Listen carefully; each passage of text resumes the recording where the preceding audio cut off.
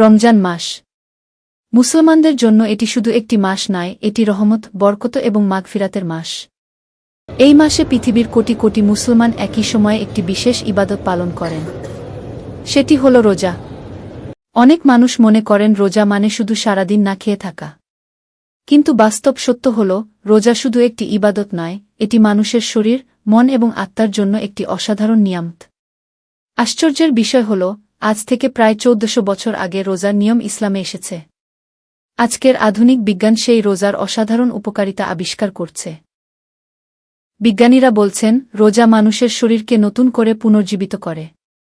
অনেক ডাক্তার এখন বলছেন ফাস্টিং হচ্ছে শরীরের ন্যাচারাল মেডিসিন।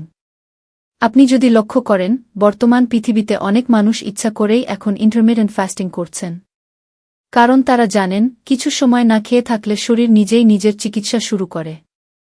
কিন্তু মুসলমানরা তো এই পদ্ধতি শত শত বছর ধরে পালন করে আসছে, আর সেটিই হল রমজানের রোজা। এখন প্রশ্ন হল, রোজা রাখলে আমাদের শরীরে আসলে কি ঘটে? সারাদিন না খেয়ে থাকলে শরীর কিভাবে শক্তি পায়? কেন রোজা রাখলে শরীরের অনেক রোগ কমে যায়? এমনকি অনেক গবেষণায় দেখা গেছে যদি কেউ নিয়মিত রোজা রাখে, তাহলে তার শরীরের ভেতরে এমন কিছু পরিবর্তন ঘটে যা মানুষকে অনেক বড় বড় রোগ থেকে রক্ষা করতে পারে। আজকের ভিডিওতে আমরা জানব রমজান মাসে রোজা রাখার 7টি অবিশ্বাস্য উপকারিতা। এই উপকারিতাগুলো শুধু ধর্মীয় দিক থেকেই নয়, বৈজ্ঞানিক দিক থেকেও অত্যন্ত গুরুত্বপূর্ণ। তাই আপনি যদি জানতে চান রোজার পেছনের আসল রহস্য কি, তাহলে ভিডিওটি শেষ পর্যন্ত দেখুন। ছোট্ট একটি অনুরোধ, আপনি যদি এখনও আমাদের চ্যানেলটি সাবস্ক্রাইব না করে থাকেন, তাহলে এখনই সাবস্ক্রাইব করে নিন। আমাদের শরীরে প্রতিদিন নানা ধরনের বিষাক্ত পদার্থ জমে। এই টক্সিন আসে ভেজাল খাবার, দূষিত পরিবেশ, রাসায়নিক খাবার, ফাস্টফুড এগুলো থেকে। কিন্তু আশ্চর্যের বিষয় হল রোজা রাখলে শরীর নিজেই এই বিষাক্ত পদার্থ পরিষ্কার করতে শুরু করে। বিজ্ঞানীরা এটাকে বলেন ডিটক্সিফিকেশন প্রসেস। রোজা রাখলে শরীর খাবার হজমে ব্যস্ত থাকে না, তখন শরীর নিজের ভেতরের ক্ষতিকর পদার্থগুলো পরিষ্কার করতে শুরু করে। ফলাফল, শরীর হালকা লাগে, ত্বক সুন্দর হয়, রোগ প্রতিরোধ ক্ষমতা বাড়ে। এই কারণেই অনেক ডাক্তার এখন ইন্টারমিটেন্ট ফাস্টিং করার পরামর্শ দেন। আর মুসলমানরা সেই উপকার পাচ্ছেন 1400 বছর আগ থেকেই। অনেকে মনে করেন রোজা রাখলে মানুষ দুর্বল হয়ে যায়, কিন্তু বাস্তবে এর উল্টোটা সত্য।